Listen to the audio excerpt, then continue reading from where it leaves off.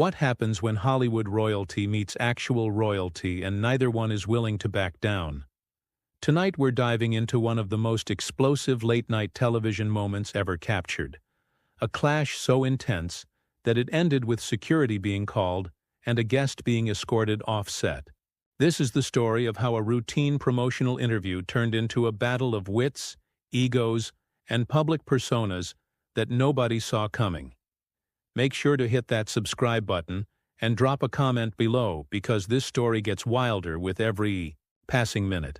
And trust me, you're going to want to share your thoughts on what went down. The Jimmy Kimmel Live studio was buzzing with its usual pre-show energy. Crew members adjusted cameras, sound technicians ran final checks, and the audience settled into their seats, completely unaware they were about to witness television history in the making. Meghan Markle had arrived for what was supposed to be a straightforward promotional appearance, part of her media tour for a new charitable initiative she'd been spearheading. Jimmy Kimmel, known for his quick wit and ability to navigate even the most challenging celebrity interviews, had done his homework. His research team had prepared the usual talking points, carefully crafted questions that would generate laughs without crossing any lines, and backup topics in case the conversation needed steering. What nobody anticipated was that this particular guest would arrive with her own agenda, one that would put her on a collision course with the host from the very first question. As the show's iconic theme music faded and the applause died down, Jimmy flashed his trademark grin to the cameras. The audience was warm, responsive, exactly the kind of crowd that made for great television. Meghan walked onto the stage with the poise and confidence that had made her a global figure, waving to the audience as she took her seat across from Jimmy's desk. "Welcome back to the show," Jimmy began, his tone friendly and conversational. "We're here with Meghan Markle, and I have to say it's great to have you here. How are you doing?" "I'm doing wonderfully, Jimmy. Thank you for having me," Meghan replied, settling into her chair with a smile that seemed genuine enough to the studio audience, but carried an edge that Jimmy, with his years of experience reading guests, immediately picked up on. "Now, I know you're here to talk about your new foundation work, which sounds incredible, by the way, but I have to ask," Jimmy leaned forward slightly, employing the casual, conversational tone that had made him a late-night staple. "How are you finding life outside of all the royal protocol? I mean, you can actually speak your mind now without having to run everything past a team of advisors, right?" The question seemed innocent enough, the kind of light-hearted inquiry that guests typically laughed off or used as a springboard to share a funny anecdote. But something in Meghan's expression shifted, a subtle tightening around her eyes that suggested Jimmy had just stepped onto dangerous ground without realizing it. "Well, Jimmy," Meghan's voice remained pleasant, but there was a precision to her words that hadn't been there moments before. "I think there's a misconception that I couldn't speak my mind before. I've always been someone who stands up for what I believe in, regardless of the circumstances or the institution I was part of." Jimmy sensed the slight shift in tone but pressed forward, thinking he could lighten the mood with humor. "Right, of course, but you have to admit there's probably a little more freedom now to, really let loose. I mean, when you were in the royal family, could you have gone on a show like this and just, really told us what you thought about everything?" "I'm curious, Jimmy," Meghan said, and now her smile had definitely changed, becoming more calculated. "What exactly do you think I should be telling you? What is it that you're hoping I'll say that I supposedly couldn't say before?" The studio audience, still mostly oblivious to the undercurrent of tension building between host and guest, chuckled at what they assumed was playful banter. Jimmy, however, was beginning to realize that his usual interview tactics weren't going to work with this particular guest. "I'm not hoping for anything specific," Jimmy said, attempting to regain control of the conversation. "I just think people are curious about your experience, about what it was really like. The behind-the-scenes stuff that people don't get to see." "The behind-the-scenes stuff," Meghan repeated, and there was definitely an edge to her voice now. "You mean like how I was treated by the media? or how certain members of the press seemed determined to create narratives that had nothing to do with reality. Is that the kind of behind-the-scenes information you're fishing for? Jimmy felt the interview slipping away from him, but he was experienced enough to know that sometimes the best approach was to lean into the tension rather than try to deflect it. Look, I think people just want to understand your perspective. You've been through a lot of public scrutiny, probably more than most people could handle. How do you deal with that? How do I deal with scrutiny, Jimmy? Meghan's voice was still, controlled, but there was fire behind it now. I deal with it by telling the truth, even when people don't want to hear it. I deal with it by refusing to be silenced by institutions or individuals who think they can control the narrative about my life. The audience was starting to sense that this wasn't typical celebrity interview banter. The energy in the room had shifted, becoming more charged, more unpredictable. Jimmy could feel it too, and his instinct was to try to steer the conversation back to safer ground. Absolutely, and I think that's admirable, he said, employing his most diplomatic tone. But sometimes when we're in the public eye, we have to accept that people are going to have opinions, and not all of them are going to be favorable. I mean, that's just part of the territory, right? Meghan's eyes flashed, and for a moment, Jimmy wondered if he'd just made a serious mistake. Part of the territory? She repeated. Jimmy, are you suggesting that the kind of treatment I received, the racist undertones, the deliberate misrepresentation of everything I said and did, that's just something I should have accepted as part of the territory? The studio had gone noticeably quieter. This was no longer a light-hearted late-night interview. This was something else entirely. Something that neither the audience nor the production team had been prepared for. Jimmy found himself in the uncomfortable position of having accidentally triggered a much deeper conversation than he'd intended. I'm not suggesting that at all, Jimmy said carefully. I think racism is completely unacceptable. And if that's what you experienced, then that's terrible. I guess what I'm trying to understand is how you separate legitimate criticism from the unfair stuff. Legitimate criticism? Meghan's voice rose slightly, and Jimmy realized he'd somehow made things worse. Jimmy, what exactly do you think I should be legitimately criticized for? For marrying someone I love? For trying to modernize an institution that desperately needed it? For speaking up about issues I care about? Jimmy was now in completely uncharted territory. His usual arsenal of jokes and deflections felt inadequate for the intensity of emotion that Meghan was bringing to the conversation. He glanced quickly at his producers in the wings, but they looked just as uncertain about how to handle the situation as he felt. I don't think you should be criticized for any of those things, Jimmy said, trying to find solid ground. I think what people sometimes struggle with is understanding the difference between your public role and your private feelings. When you're part of an institution like the royal family, there are probably expectations about how you handle disagreements privately versus publicly.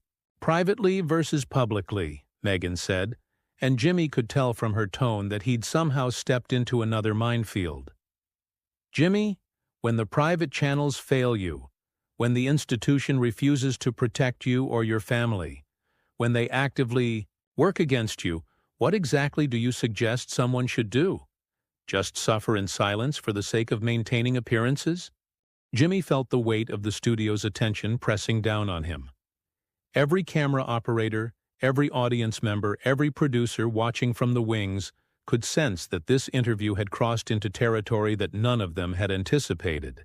He'd conducted thousands of interviews, navigated political controversies, handled celebrities having meltdowns, but something about this particular moment felt different. More personal, more dangerous. I think, Jimmy said, choosing his words very carefully, that most people would agree that there are always multiple ways to handle difficult situations. Sometimes working within the system, even when it's frustrating, can be more effective than making everything public. Meghan's laugh was sharp, cutting through the studio air like a blade. Working within the system, Jimmy? The same system that Leaked stories about me to the press while refusing to correct obvious lies? The same system that questioned my children's heritage before they were even born? Tell me, what part of that system was I supposed to work with? The audience had gone completely silent now. This wasn't entertainment anymore. This was something raw and real, and Jimmy could feel the show slipping away from him entirely.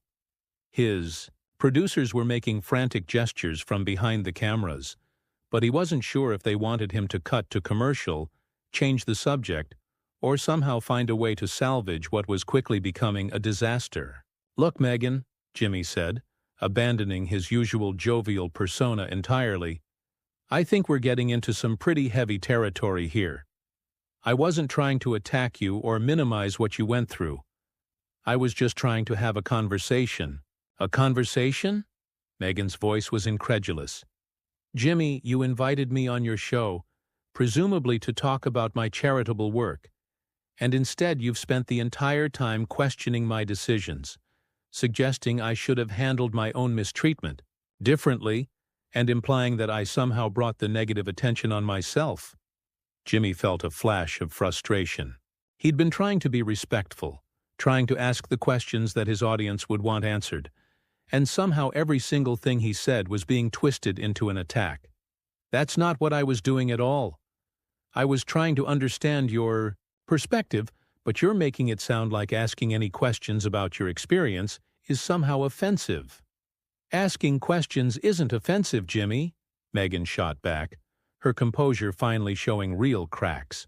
"But the way you're asking them, the assumptions built into every single question, the suggestion that I should have just quietly accepted being treated poorly for the sake of some greater good, that's what's offensive." The tension in the studio was now palpable. Jimmy could see members of the audience shifting uncomfortably in their seats, unsure whether they should be witnessing this exchange. His usual instinct would be to make a joke, to find some way to lighten the mood, but every fiber of his being told him that any attempt at humor right now would be disastrous. "I never suggested you should accept being treated poorly," Jimmy said, his own voice rising slightly. "But I think there's a difference between standing up for yourself and airing private family matters on international television. Some people might see that as crossing a line." "Some people might see that as crossing a line," Meghan repeated, and Jimmy immediately realized he'd made another mistake. "Jimmy, are you one of those people? Do you think I crossed a line by telling my own story when no one else would tell it accurately?" Jimmy was trapped now, and he knew it.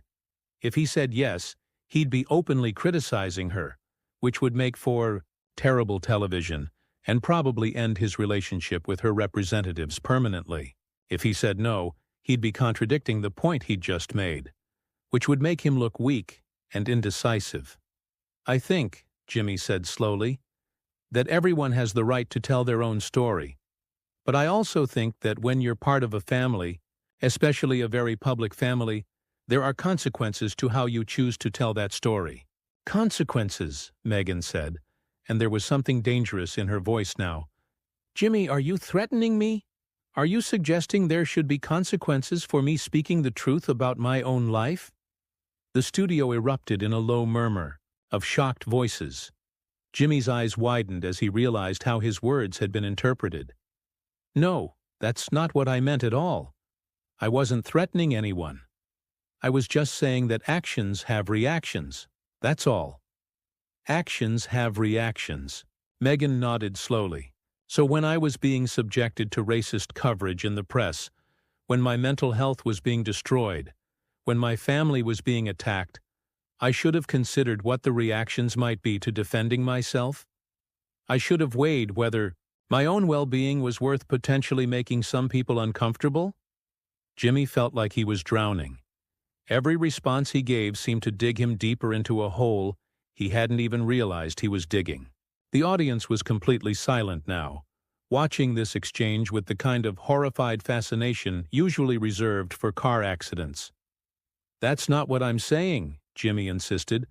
"I'm not saying you shouldn't defend yourself. I'm just saying that maybe there could have been other ways to handle the situation that wouldn't have been so, I don't know, so nuclear."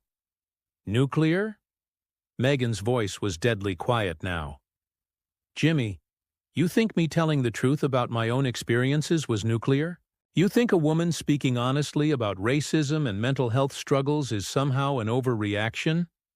Jimmy could feel sweat forming on his forehead. The studio lights, which had never bothered him before in his career, suddenly felt unbearably hot. I didn't say it was an overreaction. I just think that when you're dealing with family issues, sometimes it's better to handle them privately. Family issues, Meghan repeated, and Jimmy could tell from her tone that he'd somehow made things even worse. Jimmy, we're not talking about a disagreement over holiday plans. We're talking about systematic racism, about mental health crises, about the safety of my children. Are those the kinds of things you think should be handled privately? The audience was shifting restlessly now, and Jimmy could hear whispered conversations breaking out. His producers were making increasingly frantic gestures, but he couldn't tell what they wanted him to do. End the interview? Keep going? Try to salvage something from this disaster? I think, Jimmy said, his voice strained, that some things are more effectively addressed through private channels than through public interviews. Private channels? Meghan laughed. But there was no humor in it. Jimmy, the institutions refuse to protect the people they're supposed to care about. What exactly do you suggest those people do? Jimmy was running out of options. Every attempt to moderate his position was being met with more intense pushback, and he was starting to feel genuinely angry. Look, I'm not saying the situation wasn't difficult for you. I'm not saying you didn't have legitimate grievances. But surely you can understand why some people might feel that washing family laundry in public isn't the best way to resolve conflicts. Washing family laundry? Meghan's voice was ice cold now. Jimmy, is that what you think I was doing? You think my experiences with racism were just dirty laundry that I should have kept hidden away? The studio had gone so quiet that Jimmy could hear the hum of the air conditioning system. He looked out at the audience and saw faces that ranged from uncomfortable to openly shocked to genuinely angry. Some people were shaking their heads, others were whispering to their neighbors, and a few were looking like they might actually get up and leave. That's not what I meant, Jimmy said weakly. But even he could hear how unconvincing he sounded. Then what did you mean, Jimmy? Meghan leaned forward in her chair, her eyes locked on his. Because it sounds to me like you think I should have suffered in silence, rather than make anyone uncomfortable with the truth about what I experienced. Jimmy stared across his desk at Meghan, feeling like he was facing down a force of nature that he had completely underestimated. The woman sitting across from him bore little resemblance to the polished diplomatic figure who had walked onto his stage 20 minutes earlier. This version of Meghan Markle was raw, unfiltered, and absolutely relentless in her pursuit of what she clearly saw as justice. I think we need to take a step back here, Jimmy said, his voice betraying the desperation he was feeling. This conversation has gotten way more intense than either of us probably intended. Has it, Jimmy? Meghan's voice was razor sharp. Or is this exactly the conversation you wanted to have? Did you bring me on your show hoping I'd just smile and deflect while you questioned every decision I've made to protect myself and my family? Jimmy felt something snap inside him. He'd spent his entire career being professional, being diplomatic, finding ways to make even the most difficult guests comfortable. But sitting across from someone who seemed determined to paint him as a villain no matter what he said was pushing him past his breaking point. You know what, Meghan? Jimmy's voice was harder now, his famous affability completely gone. I brought you on my show because I thought you might actually want to have a real conversation. But instead, you've turned every single question into an attack on your character. And frankly, I'm getting a little tired of being treated like I'm some kind of racist monster for asking normal interview questions. The audience audibly gasped. Jimmy Kimmel, the consummate professional who had navigated countless controversial interviews without losing his cool, had just openly confronted his guest on live television. Meghan's eyes flashed with something that looked almost like satisfaction, as if Jimmy had finally revealed what she'd been waiting for him to show. "Normal interview questions," Meghan said, her voice dangerously quiet. "Jimmy, tell me what's normal about spending an entire interview questioning why someone spoke up about their own mistreatment. Tell me what's normal about suggesting that a woman should have handled racism and mental health crises differently." "I never questioned your right to speak up," Jimmy shot back, his professional composure completely abandoned now. "I questioned the way you chose to do it. There's a difference between standing up for yourself and burning down everything around you in the process." "Burning down everything around me?" Meghan's voice rose for the first time during the entire interview. "Jimmy, what exactly do you think I burned down? What did I destroy by telling the truth about my own life?" "You destroyed any chance of reconciliation with your family," Jimmy said, the words tumbling out before he could stop them. "You made it impossible for anyone to have a relationship with you without taking sides. You turned private pain into public entertainment." The studio went dead silent. Even the cameras seemed to stop moving as everyone absorbed what Jimmy had just said.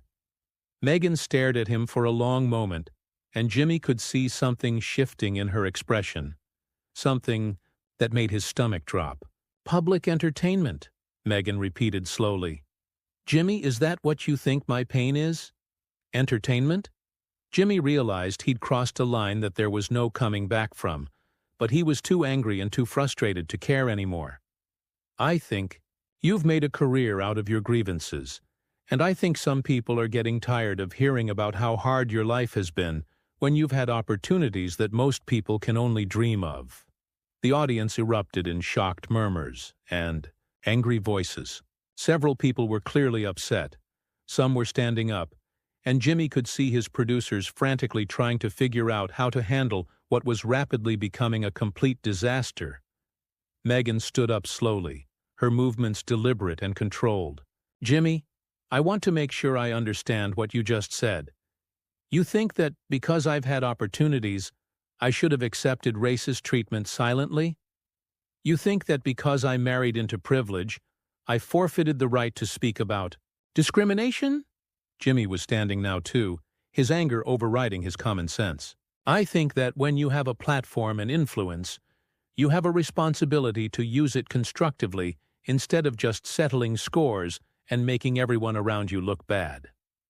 "Making everyone around me look bad?" Meghan's voice was shaking. Now, but not with sadness or fear. She was vibrating with pure rage. "Jimmy, I didn't make anyone look bad. I told the truth about how they treated me.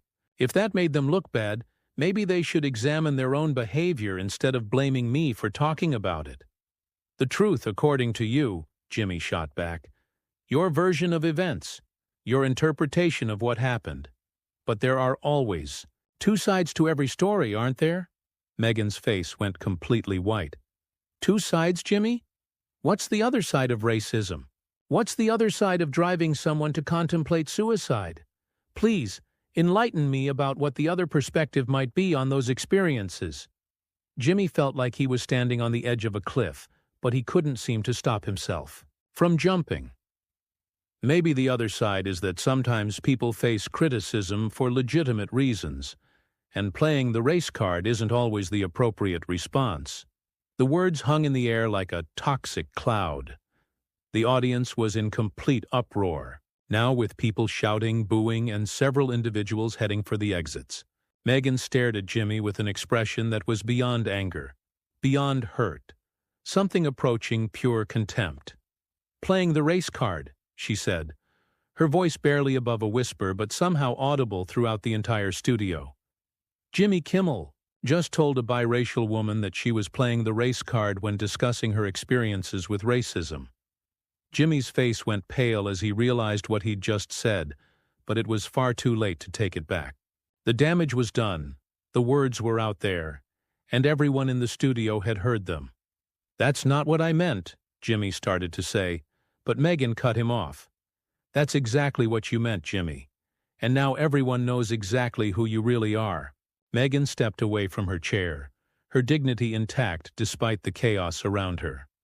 I came on your show to talk about charitable work, about making a positive difference in the world. Instead, you've spent the entire time attacking me, questioning my motives, and now suggesting that my experiences with racism weren't real. Meghan, please, let's just calm down and, Jimmy began, but she was having none of it. Don't you dare tell me to calm down. Meghan's voice cut through the studio noise like a sword. You just invalidated every racist experience I've ever had, and you want me to calm down? Jimmy's producers were now openly gesturing for security, realizing that this interview had spiraled completely beyond their control.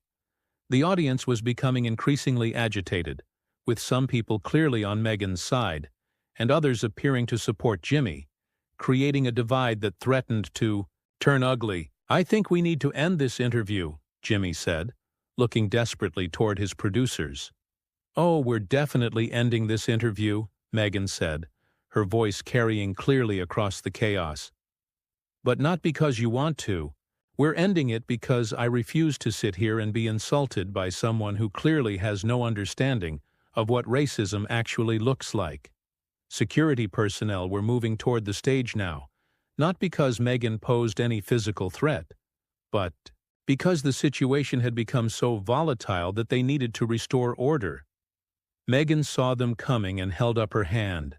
I don't need an escort, she said loudly, her voice carrying over the crowd noise.